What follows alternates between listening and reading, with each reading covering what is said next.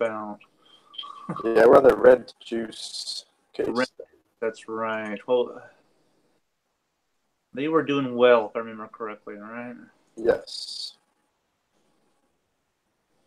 Let's pull up the instructions here.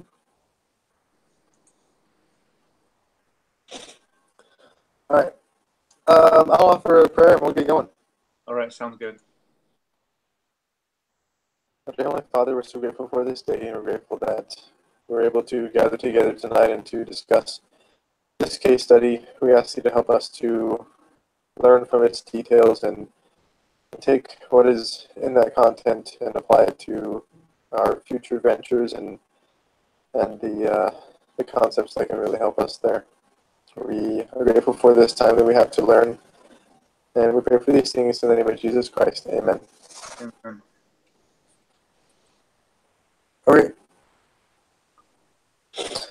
So, first question.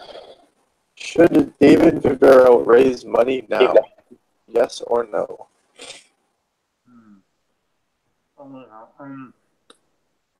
My vote was no. My vote was, since it would take so much time away from his ability to deal with upcoming competition, and with the fact that they needed to launch his new RentJuice Live or something like that? Like real time, I think is just real time.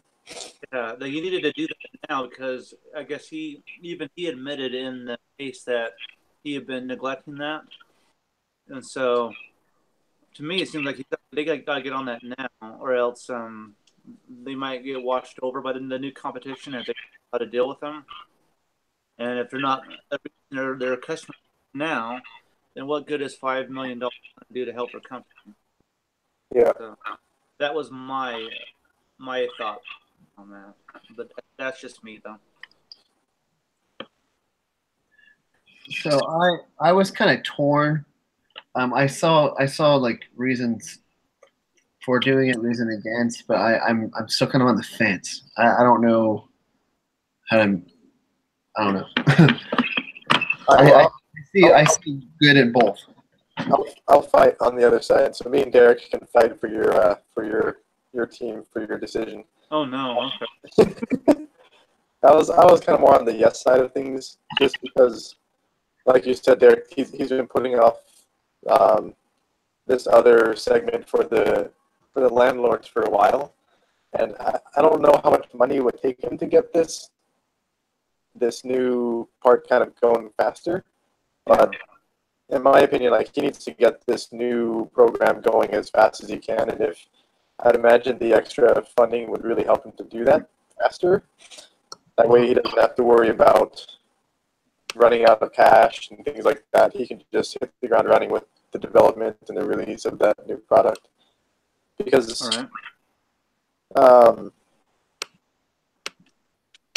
like it said that the viral factor, if they're able to get a lot of people, a lot of landlords involved, then it also benefits the other side of their company. So I don't know. I feel like you said, he's been pushing it off too long. He needs something to get him going. And this round of funding could be the one that pushes him over the edge and says, okay, look, now I have the money. I need to hire some people and really get this thing going. Yeah, so possibly if he just hires more people to deal with the extra work, with that extra money, that might work. Yeah, because he ran into that problem before with the sales. Like, he kept trying to do all the sales on his own, and it would run him down, and he wasn't really feeling so great about it. But then once Z told him, like, look, take a break and pay other people to do this, then things started to do better. Correct. So is this one of those things that we have to all kind of like have a mutual agreement on? I don't think so. I think we're just supposed to kind of, I don't know, give our points and try to defend them. My thing is I haven't. So I read the case, but I haven't like gone through the math, like to like really analyze it. I mean, I'll do that before the analysis, but that's where I stand.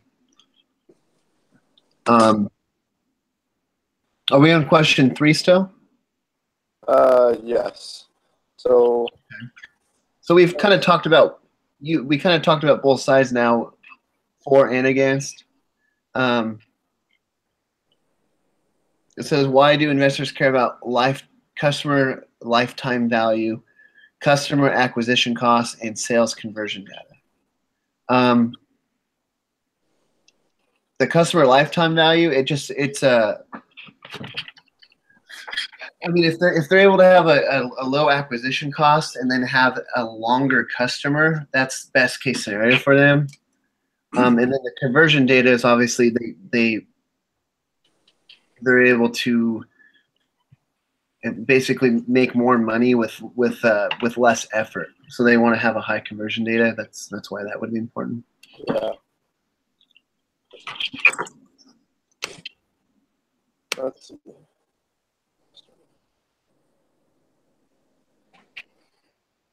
I don't remember what he did to.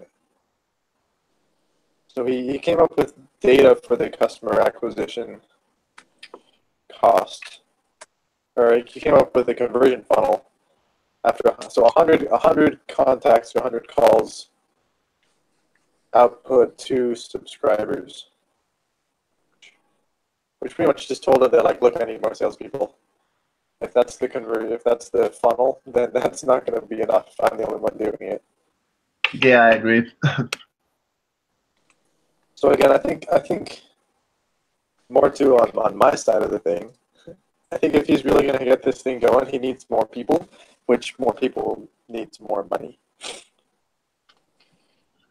Yeah. Okay. I agree. That's and then also too, and a lot of the times, stuff like this is timing. So it's always good to get a head start on it. Yeah. I don't see it hurting them, like doing it quicker, I guess. I think they have a lot to lose, because if sure they're doing well, kind of marketing to the realtors and the agents and things like that, but if they're really wanting this thing to take off, if they can get the landlords involved and make sure that they're, like, kind of taking care of all bases, that's going to be a huge catalyst for their company. But if they kind of hang back on that part of it and let the competition slowly take up that section, then it's going to be really hard for them to have a successful real-time launch. Yeah.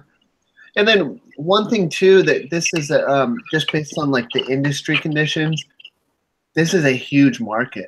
Like, just the land, like landlords and rentals, and it's billions of dollars. So even if they can catch like a little tiny slice of that pie, they're in a good market. Yeah. So basically, we do agree that it's probably better in the long run for them to go ahead and take the money and run, right? Yeah.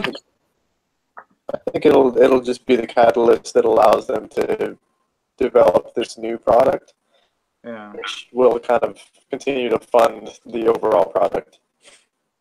Correct. Okay. All right. I honestly don't really know either way, you know. I haven't really done it myself.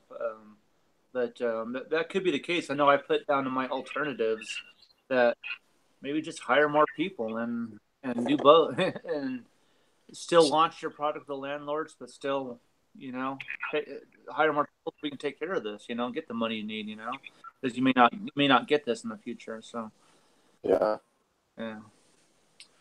So one thing that stood out to me was when he said maybe it's the CFO in me, but I'd rather have a business that's generating revenue with profitable unit economics first, and then go ahead and then go after viral network efforts. Because then it reminded me of, can't remember which company it was, but one of the guys was like, he would sell the product before it was, I think it was Right Now, but he would, like, sell the product to them before the product was even developed, and then he'd be like, oh yeah, I'll promise that it'll be here, and then he would, like, make it later. Yeah.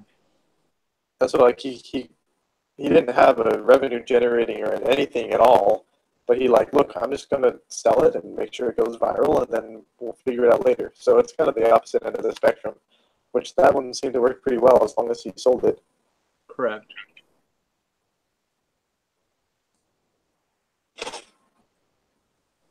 Okay, let's see. Number 4. What is the customer lifetime value of a RentJuice customer? So use the following assumptions. Annual churn is 38%. Monthly revenue per customer is 440. Gross margin is 75. CAC is 2,300. Lifetime value. Stuff like this, is there a formula for this stuff? Yeah, that's what I'm wondering. So I'm not sure how to figure out. Let's ask Google.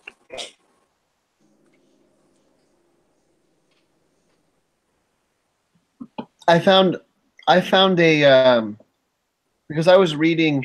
I read through this earlier before we went to the meeting. And I didn't know how to figure it out, but I found a YouTube video that's really short that is actually this exact case. But I don't know if it's from a different class because I feel like the assumptions are different. But they're doing the no, it is. Is it? Is it 75? Yep.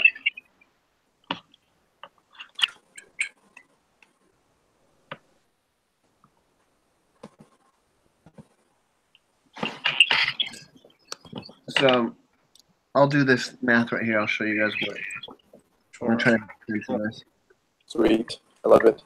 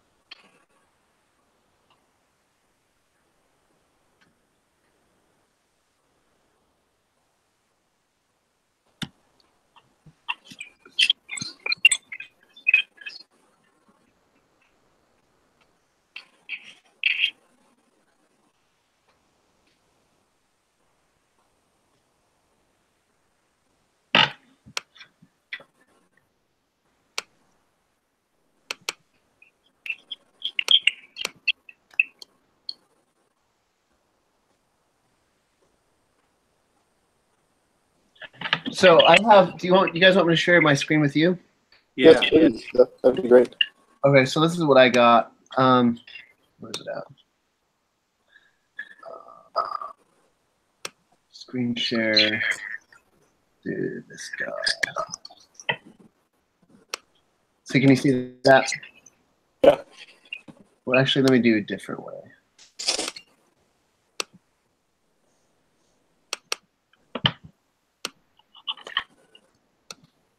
Okay, so you have this.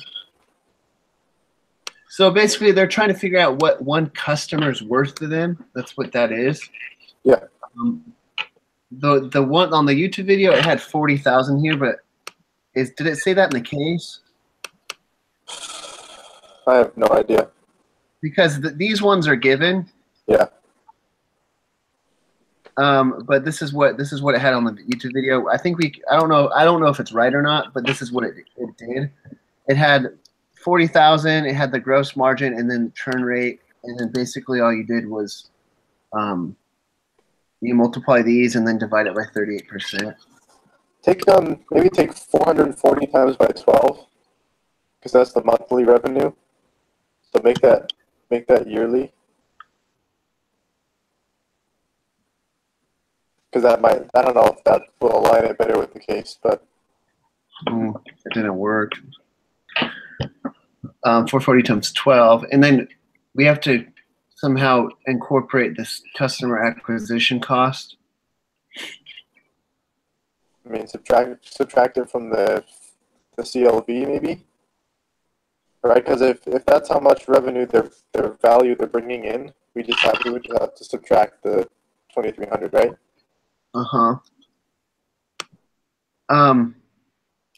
Does it have?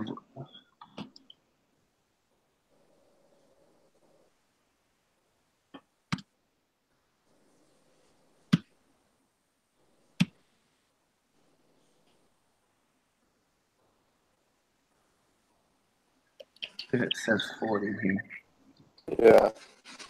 Okay, here it is. Yeah, it is it. So that's given in the case. So it's $40,000 revenue Okay. month. But that's total for the company. We're looking for per customer revenue. So that one was wrong. All right. Yeah, I saw this method, but I don't think it's right because it doesn't look right. Because 40,000, what is that? That's done on like a cut, like a whole company basis, and they're looking for cost. They're looking for per customer. So this is. Yeah. What's the formula for this for CLV? Let's see. Let me look it up. And then also where it says annual churn, I mean, and you have monthly revenue, would you have to divide the annual churn by 12, or do you need to multiply monthly revenue by 12 or something like that to get them on the same page, or am I just totally off?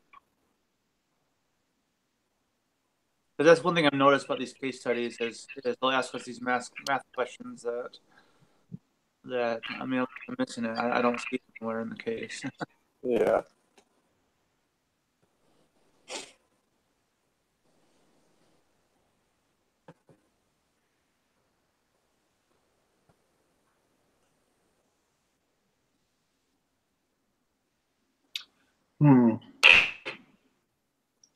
What is the CLV of a RentJuice customer?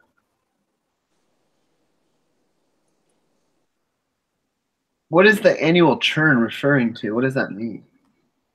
I don't know. It might mean the turnover. Maybe. Yeah, I've never heard that expression, churn. So the annual percentage rate at which customers stop subscribing to a service or employees leave a job. So each year they're losing 38% of their customers. Oh, okay. Okay. I see what that means. It's like That's a little high. So let's just do this. This would be now. Do we have so we have the monthly revenue per customer. Do we have what their average customer stays with them, or like, I guess that's what the churn rate would be, huh? Yeah. So I'm going to change this formula to 440. And the gross margin is 75%. See, this looks better now. But the only thing with my calculation is it's not taking into account the cost of acquisition costs. So I would still change it. I think the formula you had for revenue was good the way it was because everything else is yearly. We need to do it 12 times 440, you think? Yeah. And then it would just be this. Subtract 2,300 from the CLV, which gives you your final CLV. I think this looks actually like that's right, dude. Yeah. Do you guys have that? Yeah. Yeah, I think that looks right to me in terms of. This would be CLV, and then this one would be just pre. That's like number. total revenue or something like that. Actually, that's. This is your revenue, and this is your cost. So this is your profit. The revenue should be, well, actually be less than that. Hold on, no, hold on. So if the gross margin of your revenue is 75%, your revenue should go down. Right, it should be less than 5,000. Oh, you're right.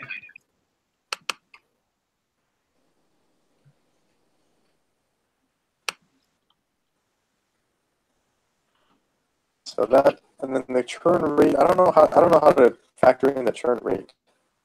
Is it this? That might be it.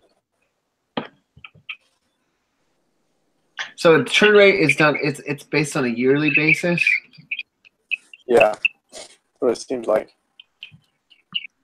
Annual churn is 38%. So that means, yeah, I think that looks right to me. Do you think if I do this 1 minus 38? Yes, that's probably better. That makes sense. Because it would be the churn rate is how much you're losing.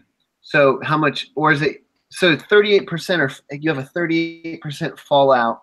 So that therefore the what is the 1 minus 38? Yeah, the remaining number. Yeah, that sounds right. 62. So your remaining 62% would be, and then you have an acquisition. This looks right because it's right above the customer acquisition cost. Yeah. So I think that's it. So $155 is their customer lifetime value. That seems awfully low. I don't know if we did that right. So if I do this, if I change it to where it's just a 38, it ends up being negative. Yeah, that's not right. If I divide it, it ends up being a lot more. But that doesn't make sense. Annual churn. Oh, you know what? It might be dividing, dude. Because sometimes when you do like I don't know if you guys do like have done finance stuff, but when you do annuities, when you do a I don't know if that's applicable here though. Yeah, I don't know. I'm trying to think like how do you make it like a year-to-year kind of deal, like just like you're talking about. That's why I think you would divide it by this, even though it looks different. Because if we were gonna do it, because this is for the whole, as long as the customer stays with you, Right. So that could be a long time. That could be 25 years. Yeah, I mean that could be. I mean, if you're losing 38% of your customers, then that kind of means that every 3 years, like that single customer will last you 3 years, and then they drop out. Theoretically, right? Almost 3 years. That sounds a bit better. What about this? Where instead of divided by 38, I divide it by 1 minus 38, and it ends up being a little better. But I don't know. I don't know that. Yeah, I'm not sure about those ones. I guess we could just play with the numbers, but I feel like between this, like we kind of get what's going on. We just have to kind of figure it out from there. Yeah, it's because it's lifetime value, so I would say 10,000. 10,000 is probably pretty close to the lifetime value of each customer. And then you would just divide it by 38 because that's the. Yeah. Or let's just do this. Let's divide it by 1. So that would be there's no fallout. Right.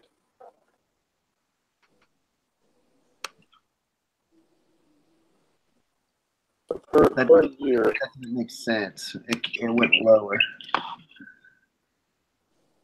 Yeah, that's right.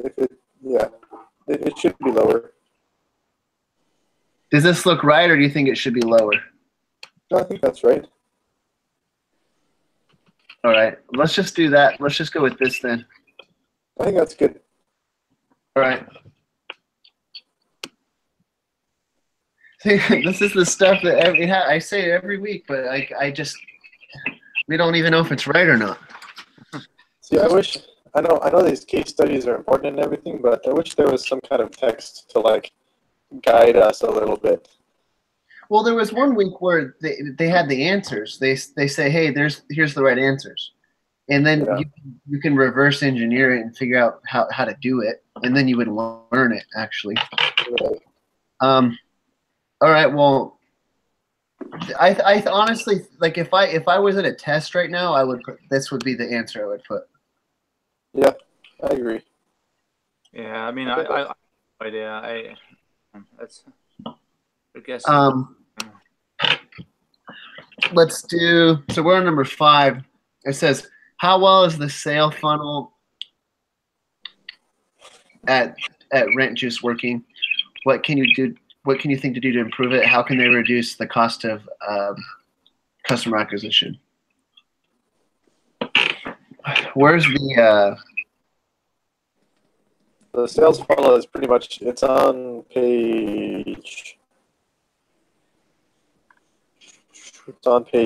7, the bottom of page 7.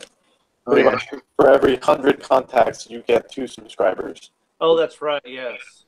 So that's a 2% conversion rate. Yeah. Is that kind of low? Do you guys think, or is that?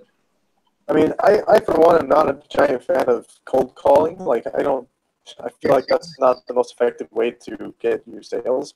But maybe for this industry it is. I feel like there's a better way to get. So that would be like a way we can improve it. Is we could have maybe keep the cold calling because it is. I mean, it's working. They're making money on it, but there's better ways to do it. They need to figure out how to generate some type of like a lead, some type of warm lead, so they're not cold calling. Yeah. So that would be a way to improve it. To reduce the cost of customer acquisition, you just have to become more efficient. Yeah. And kind of the same philosophy, I think, with missionary work. I mean, we're not going to tell missionaries to stop tracking, but at least in the booklet, I one of the less ways I've talked about. You know, so it's kind of a similar right there. They're going to find ways to do besides just cold calling, but still keep cold calling as an option. Yeah, definitely. I mean, because if you have 3 salesmen and they're making 100 calls per day, you're kind of averaging 2 new customers. It just doesn't seem very efficient.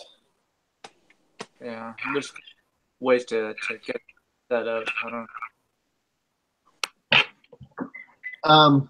What I would do is like I would go to. I'm sure these brokers and everything have like seminars and conferences and big stuff like that. Like because it looks like so. Of the 9 people that view the demo, 2 of them subscribe. That's more than a 20% rate. So you just need to find a way to get your brokers to view it. Then your conversion rate jumps up a lot. But you've got to be able to get that product in front of your customers or your potential people and just say like, look, this is how it works, and your conversion rate's going to go way up. So like pretty much.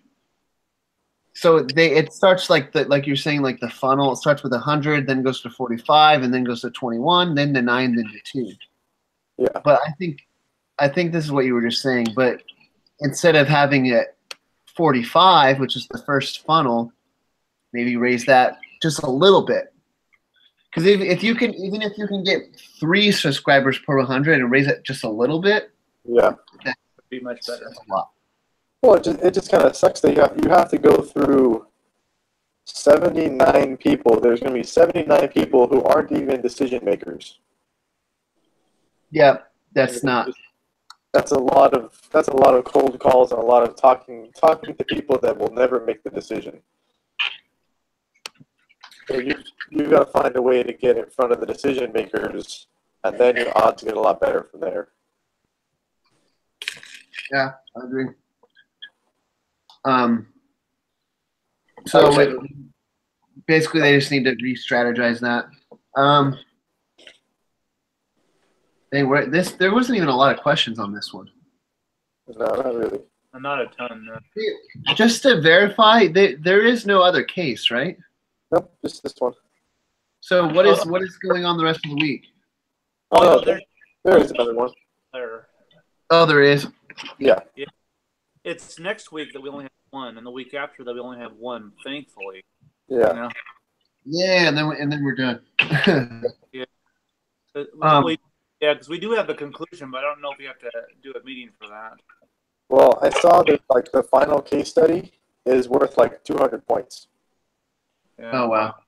So yeah, that's a lot. I don't know what's going to happen there.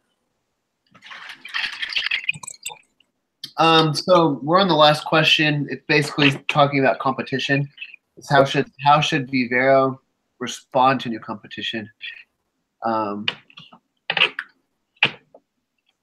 I think he needs to get ahead of it as fast as he can. Like, he's already had this new product in the works for a little bit, and all of a sudden news of competition is coming up, and he's like, oh no, I haven't been doing this. I mean, you kind of have to assume that competition is always going to be knocking on your door. Absolutely. I think it's a good thing. It's a good and bad thing. They could take your market, but I think it pushes you. Yeah. Because that's just like the capitalist mentality is there's always going to be something bigger and better coming through, so you better make sure you have your ducks in a row.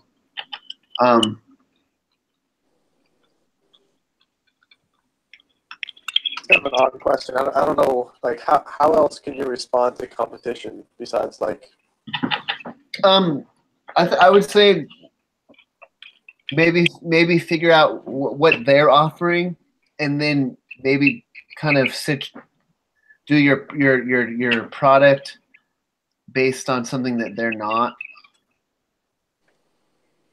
so you can kind of catch like different market segments that they're not touching because they're how they're positioning their product. Yeah. And this question is kind of weird. It's always nice to be the first one to a niche market. So, I mean, if you're the first one there, then the competition follows. So you've just got to be aware that, like, look, if competition is starting to invade this market that we created, let's look for a new market or a new. Yeah. Yeah, I also agree with the idea of trying to stay ahead of it. I mean, I keep hearing the phrase about you always have to make your product stand out above everybody else in order for you to survive. So, Yep. got to make sure there's something successful now, because, like you said, there's always going to be competition knocking on the door at some point. You should always be prepared for it.